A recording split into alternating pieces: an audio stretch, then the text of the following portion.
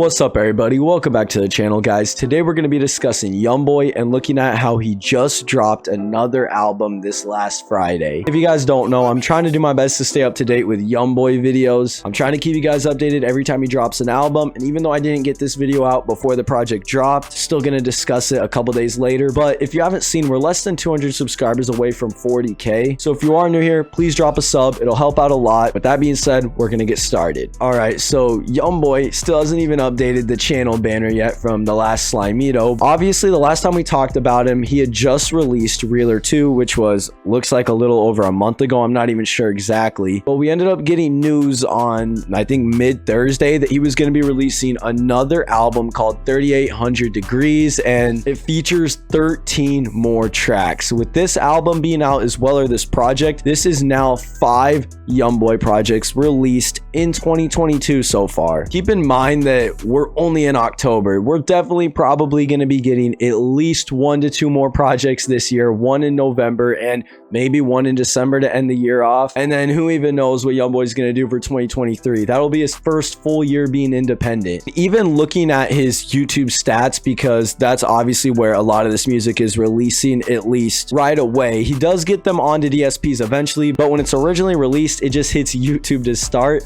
And he's looking at 217 million channel views just in the last 30 days alone. This is equated to $60,000 to $869,000 in revenue. And looking at his estimated yearly earnings, YoungBoy is looking at maximum of $10 million a year just from his YouTube ad revenue. And now that he's independent, this is literally just money that YoungBoy is going to be receiving, not even counting his streaming numbers, none of that. And I can vouch for Social Blade. I don't think it's necessarily always right, and it has such a wide margin that it does hit the exact number, at least at some point. I would say it's probably sitting at, honestly, more of a midpoint right here, at least from what I know from experience. I would say that's what Social Blade hits, basically right in the midpoint of what it predicts. Still, even if he's only making half of this 10 million a year, that's 5 million a year just off YouTube ad revenue alone. Not to mention he has almost 12 million subscribers. Now, diving over to YoungBoy's first week sales,